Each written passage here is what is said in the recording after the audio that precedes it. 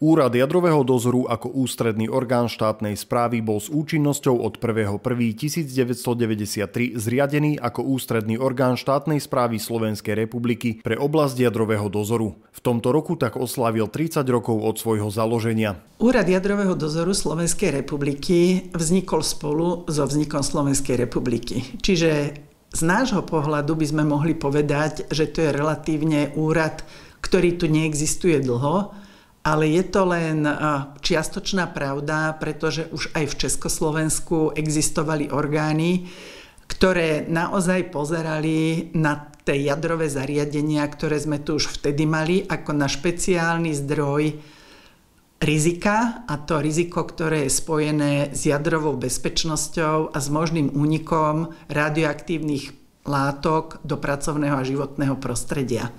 Čiže úlohou toho úradu je naozaj dozerať na tú jadrovú elektráreň a aj iné jadrové zariadenia, aby boli v takom stave a aby obsluhovali tie zariadenia kvalifikovaní ľudia, aby boli riadené expertným manažmentom, a to tak, aby sme si boli istí, že naozaj tá jadrová elektráreň a aj tie iné zariadenia neprinášajú riziká pre tú spoločnosť, ktoré nie sú akceptovateľné, čiže jedným slovom, že zariadenia pracujú bezpečne. Úrad vznikal hneď so vznikom Slovenskej republiky a z úvodu bol naozaj malý. Z úrovne Československa k nám prešli iba 4 zamestnanci, boli to 4 lokalitní inšpektori a zvyšok musel byť postupne budovaný. Ešte aj na konci prvého roka existencie ten úrad bol relatívne veľmi maličký. Našťastie sa darilo najímať kvalifikovaných ľudí, rovnako ako ľudí, ktorí boli príjmaní neskoršie, sme boli schopní školiť tak, aby vedeli vykonávať dobrú a kvalifikovanú prácu. Po vzniku samostatnej Slovenskej republiky vláda Slovenskej republiky potvrdila rozhodnutie z čias bývalého Československa o tom, že súčasťou energetického mixu Slovenskej republiky bude aj jadrová energia. Úrad jadrového dozoru Slovenskej republiky bol ustanovený, aby štát dohliadol na to, že jadrová energia bude na území Slovenska využívaná iba na mierové účely a predovšetkým bezpečne. Prvým takým krokom, veľmi významným, bolo prijatie Slovenskej republiky do Medzinárodnej agentúry pre atomovú energiu ako najvýznamnejšej medzinárodnej organizácie pod záštitou OSN. Lepším vyjadrením by bolo, že Slovenská republika, ako aj Česká republika v tom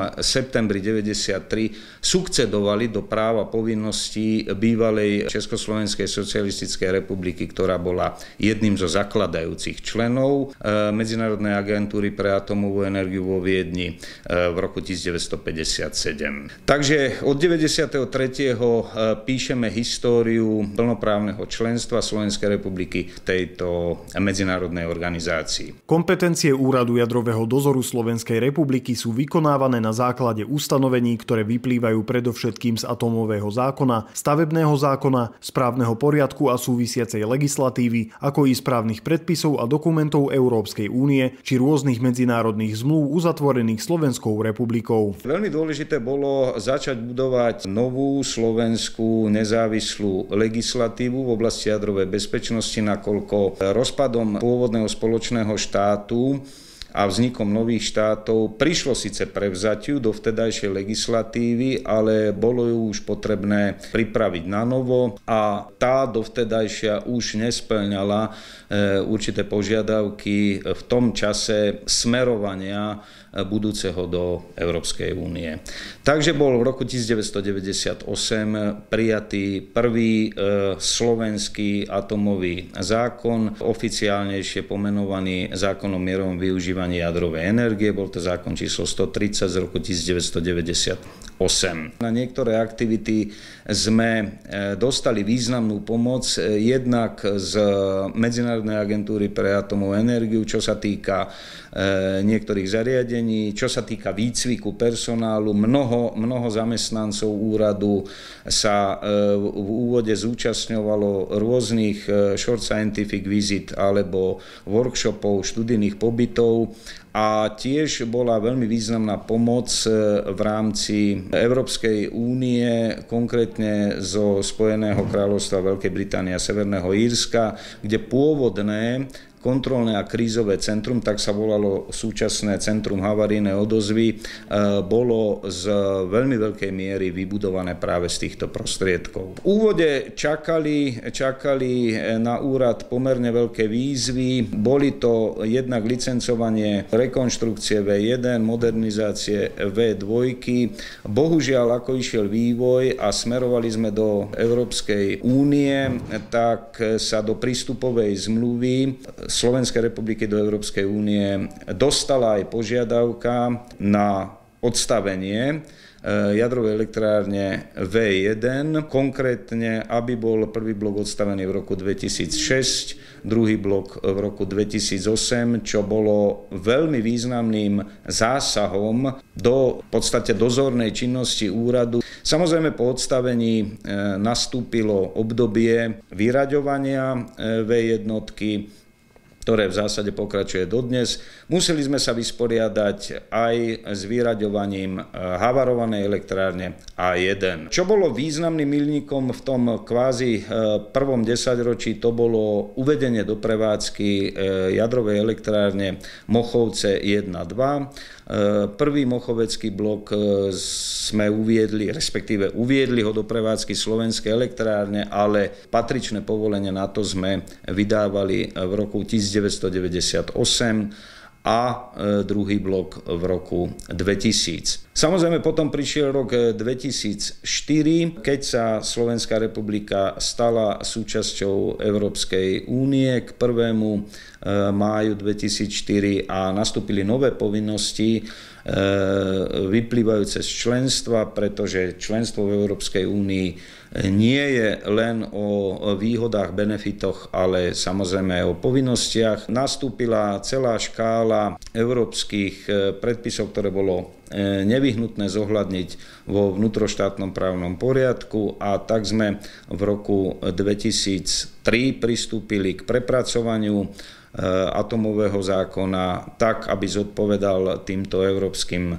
štandardom, a 1. decembra 2004 vstúpil do účinnosti súčasný aktuálny zákon, vtedy ako úplne nový, čerstvý 541 z roku 2004 o mierovom využívaní jadrovej energie, a postupne sme k nemu vydali 14 vykonávacích predpisov. Úrad si plní záväzky, ktoré mu vyplývajú nielen zo zmluvy o už spomínanom Euratome, ale aj z členstva v rôznych medzinárodných organizáciách a skupinách, ako napríklad Medzinárodná agentúra pre atómovú energiu, Agentúra pre jadrovú energiu pri OECD, Asociácia dozorných orgánov západnej Európy, či sieť dozorov s malým jadrovým programom, ktoré sa dôrazne zasadzujú za mierové využívanie atómovej energie a aktívne pristupujú k výmene informácií o jadrovej a radiačnej bezpečnosti.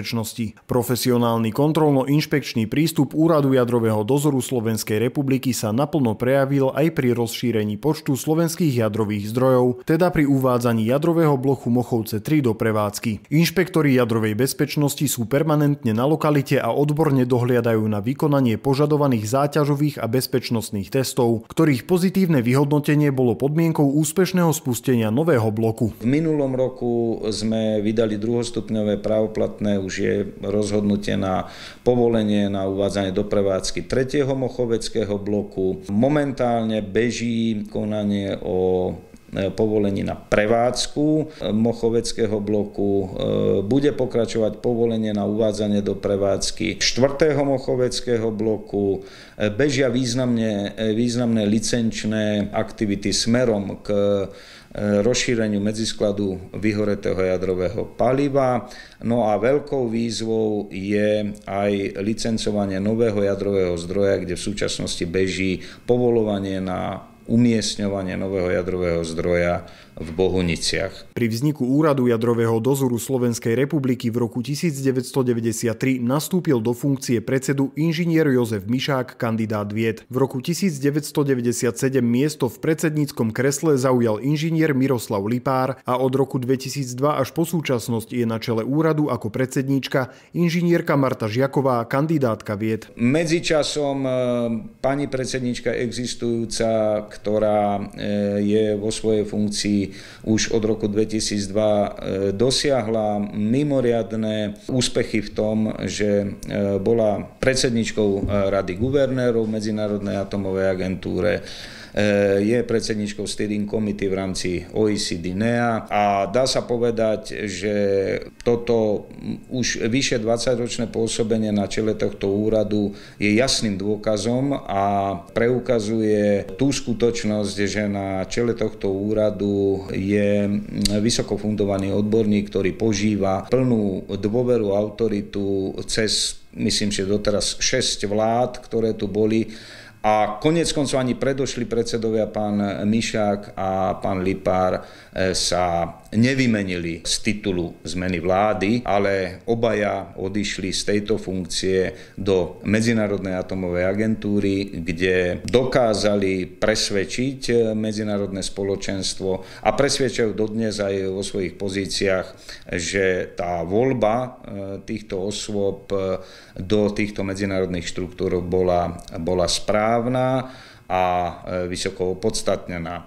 V súčasnosti teda úrad z tých pôvodných 4-5 ľudí v roku 1993 sa rozrástol zhruba na 125 osôb. Sú tu vysoko fundovaní zamestnanci technického vzdelania, prírodovedného vzdelania, ale aj spoločenskovedného vzdelania a som presvedčený o tom, že tento 125-členný orchester vysiela do sveta pozitívny a taký ľúbivý koncert, ktorý myslím si, že si zasluhuje obdiv, ale hlavne si myslím, že vytvárame dobrú víziu do budúcnosti, že bezpečnosť jadrových zariadení v Slovenskej republike, pokiaľ ide o jadrovú bezpečnosť a pokiaľ ide o bezpečné a spoľahlivé nakladanie s jadrovými materiálmi, s radioaktívnymi odpadmi, s vyhoretým jadrovým palivom, bude zabezpečené aj do budúcnosti. Ako nezávislý a samostatný orgán štátnej správy Úrad jadrového dozoru Slovenskej republiky v prvom rade dohliada na jadrovú bezpečnosť jadrových zariadení na území Slovenskej republiky, na prepravu a bezpečné nakladanie s radioaktívnymi odpadmi a vyhoretým jadrovým palivom a tiež na ostatné činnosti súvisiace s mierovým využívaním jadrovej energie ako kontrola a evidencia jadrových materiálov či podmienky fyzickej ochrany. Úrad jadrového dozoru Slovenskej republiky transparentne a proaktívne o svojich aktivitách informuje verejnosť, ktorá sa vďaka tomu môže cítiť bezpečne. Úrad rovnako plní funkciu stavebného úradu, ak ide o stavbu jadrových zariadení alebo stavbu, ktorá súvisí s jadrovými zariadeniami a nachádza sa v areáli, v ktorom je jadrové zariadenie umiestnené. Úrad nielenže vedie stavebné a kolaudačné konania, ale v jeho kompetencii je aj vydávanie kolaudačných rozhodnutí pre objekty, ktorých stavba vyžadovala stavebné povolenie. V neposlednom rade vykonáva úrad aj inšpekčnú činnosť, pri ktorej sa kontroluje a posudzuje nielen miera bezpečnosti jadrových zariadení, ale i skutočnosť, či držitelia povolení naplňajú schválené podmienky a povolenia, ktoré sú nevyhnutné na prevádzku, ale i vyraďovanie jadrových zariadení. Malý úrad, ktorý pred 30 rokmi vznikol, sa časom etabloval na doma aj v zahraničí uznávanú odbornú inštitúciu. Nosným pilierom vždy boli zamestnanci, ktorí svojou odbornosťou a skúsenosťami denne dokazujú, že sú najdôležitejšou devízou úradu. Na úrade ešte stále pôsobí 5 zamestnancov, ktorí nastúpili počas prvého roka fungovania úradu, ale zároveň je tu veľa šikovných mladých ľudí, ktorí sú schopní plniť náročné úlohy vyplývajúce z extrémne rýchleho vývoja v tomto prostredí. Úrad je hodnotený ako vysoko odborný, máme dobré podmienky na Slovensku, fungujeme ako nezávislá inštitúcia, ktorá naozaj ten svoj postoj voči tým jadrovým zariadeniam môže vyjadriť slobodne, čiže dovolím si povedať, že na základe tých našich hodnotení je možné konštatovať, že jadrové zariadenia sú prevádzkované v Slovenskej republike bezpečne a spoľahlivo. Najdôležitejším aspektom toho úradu sú kvalifikovaní ľudia a dostatočné finančné zdroje, takže naozaj prajem tomu úradu, aby aj do budúcnosti sa mu darilo získavať ľudí, ktorí radi robia tú prácu, ktorú majú robiť, ktorým sa to páči, budeme schopní ich vyškoliť tak, aby mohli pracovať kvalifikovane. Tým pádom budeme vedieť naozaj aj zabezpečiť, že tie elektrárne a aj tie iné jadrové zariadenia budú pracovať bezpečne a spoľahlivo.